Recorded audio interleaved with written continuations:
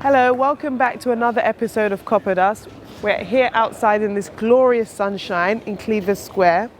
We're going to be going over to Grand Designs, and what we like to look out for is furniture, design, illustrations, artists, just see what's the buzz about Grand Designs.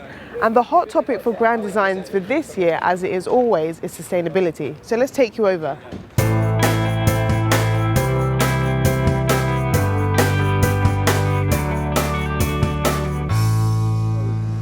Hi, would you like to introduce yourself to the viewers at home? Yeah, sure. So I'm Nathan Garnett. I'm the show director for Grand Designs Live. Awesome. So how long has Grand Designs Live been going for? Well, this is our 12th year in London, so almost as long as the TV show. Oh wow, that's pretty epic. Okay. And where else abouts do you exhibit as well, besides London? So we do this here in London over 9 days in May.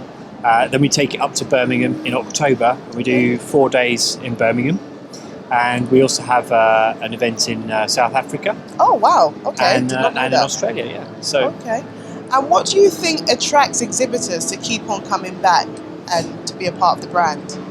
It's this show's about inspiration, really. I guess it's a bit like the TV show.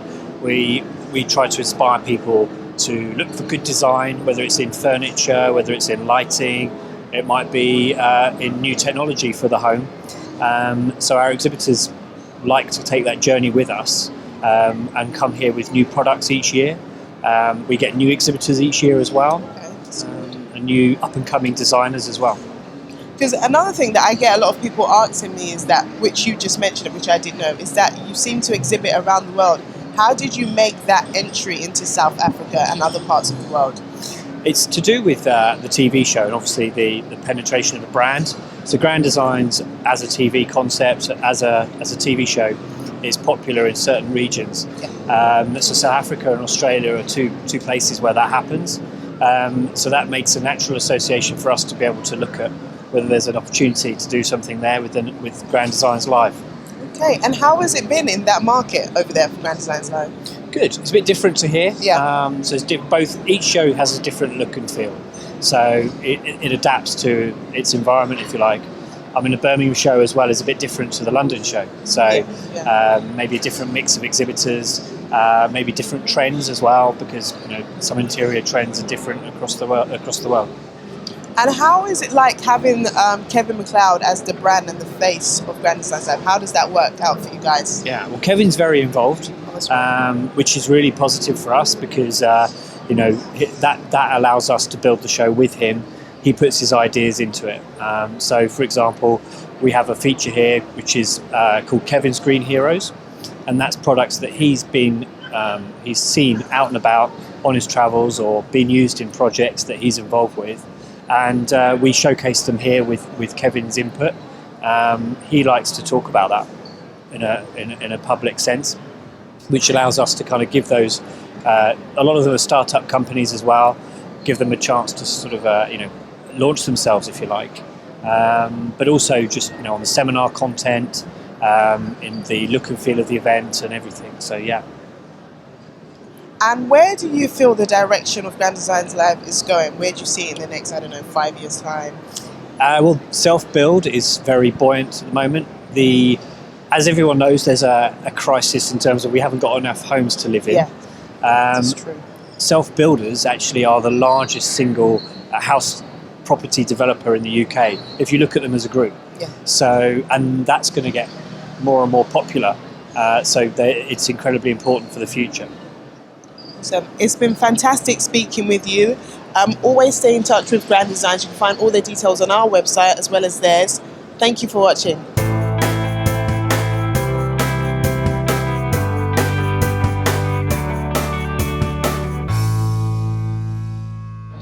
Awesome. Would you like to introduce yourself to the viewers at home? Hi, my name's Yestin Davis and I'm a lighting designer.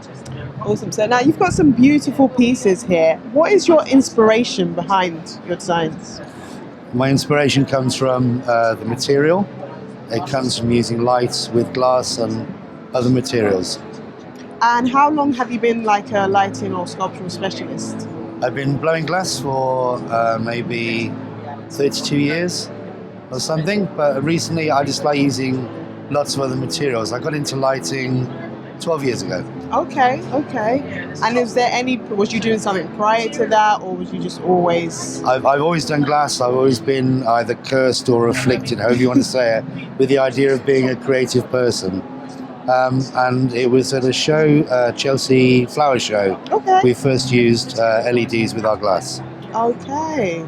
And so is this your first time at Grand Designs? It's our 4th time at Grand Designs altogether. And it's great. You meet, I don't know, it's a good place to be able to try out new designs, really. Okay. You try them out, you get the reaction, you then decide which way to go. Okay, nice. And whereabouts are you based? We're based in Shropshire, which most people who come here, you have to tell them where Shropshire is. So we're 150 miles away from here. Okay, awesome. Now, seeing here, you've got like a new element.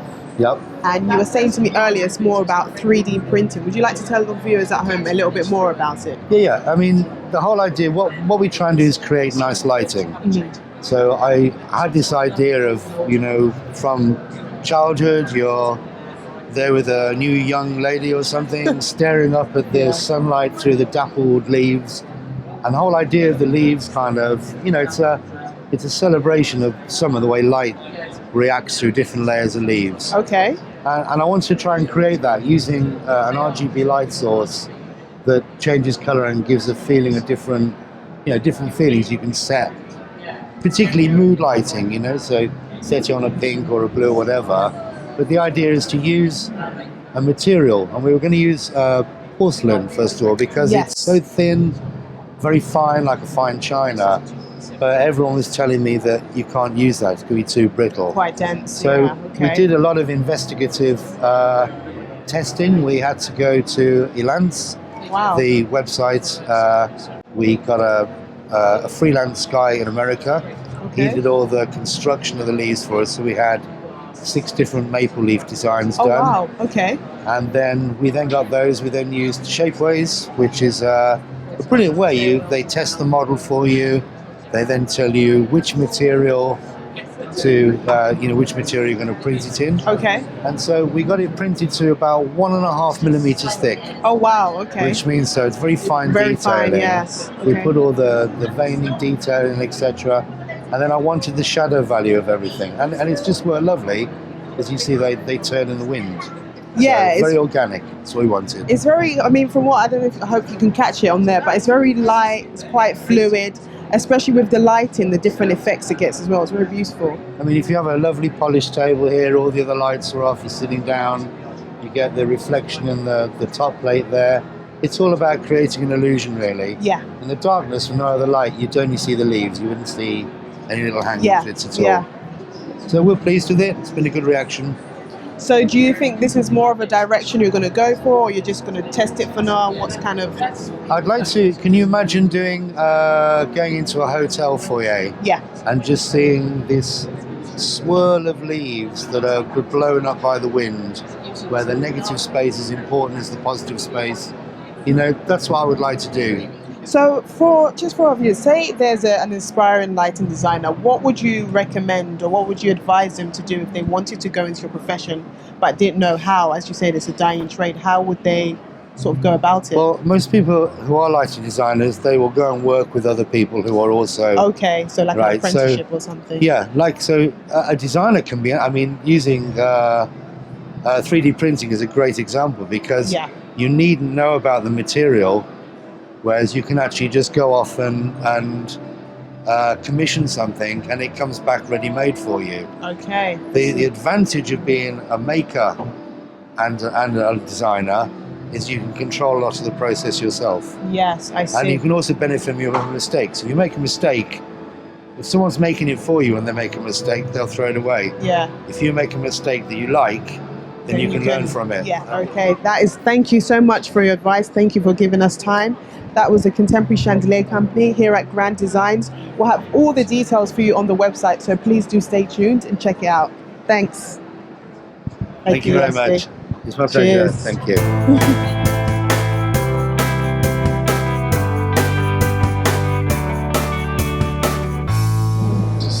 Hello there. Would you like to introduce yourself to the viewers at home? Yes, my name is Alex and I go under the name Lucas Antics. and I'm an illustrator, and I basically draw on walls. Awesome. Now tell us a little bit about the name, because I found it to be quite unusual. Why do you have that brand name? Because Lucas is my second name. Okay. My first name's Alex, and I thought Antics was sort of fun, and I like to be sort of fun and approachable, so I thought Lucas Antics was quite a sort of catchy name. Good. And what is your inspiration behind your illustrations? Humour. Oh, okay, that's a good one. That's always my a good biggest one. So basically, I like drawing animals because people seem to relate to animals quite a lot. So they might look at one of my dogs or something and say, like for example, actually a lady came yesterday and found an emu and told me that it reminded her of her husband and she bought it. So, and that's lovely. So I just let people do that. And why animals in particular? Is there any reason behind that? My mum's a vet. Oh, okay. Maybe that helps. That makes sense. Yeah. And I just think they're, I don't know, they've just got quite a quirky sense of, I don't know actually, I have no idea. You just have affiliation for animals. Affiliation, yeah. And so we've seen that you've taken your artwork to the big world, like you actually draw on walls outside, which I think is just tremendous. We need a little bit of life in the walls in England especially. How did you get into that? Well, the very first thing I did was I drew in my student house, which I don't recommend. But I was sitting on the loo and I started drawing in the bathroom, and then the next day I phoned my landlord and told him what I did, and then he came round to see it and he really liked it. So then I ended up doing the other 3 of his houses. Oh, nice. Yeah, okay. So that was quite good. Yeah. And then the next thing I did was I decided to draw on my own house, which my mum thought I was mad, and then she came to see it and then she realised that it was actually it wasn't that mad.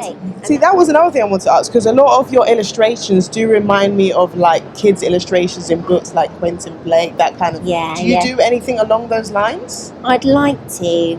I've got a personal project that I'm working on with a friend of mine who's a writer. But it's one of those things that's on the back burner all the time, and when I get a chance, then I'll do a couple of pictures and things. But there's something, I really love Ralph Steadman. He's one of my heroes, and he's got sort of quite a dark sense of humour to his illustrations. So that sort of sense of humour that's a little bit dark and edgy. So how long have you been illustrating for? About 17 years. Wow. I know. Wow, that's amazing. And where do you see the future of Lucas Antics going? I just want more houses, basically. I like the idea of bringing the interior, because people wallpaper the interior, and so my idea is sort of bringing the interior to the exterior. I mean, Bristol's where I'm based, and there's quite a lot of my work on the walls in Bristol, so if you do want to see more, if you come down Stokes Croft way, you can't really miss it, because I've drawn on quite a lot of the walls down there. That's fantastic. So you heard it here, viewers. If you want to see more of Lucas Antics, be sure to go over to Bristol. We'll put all the links on our website. It's been an absolute pleasure speaking to you, and all the best. Thank you very much. No problem.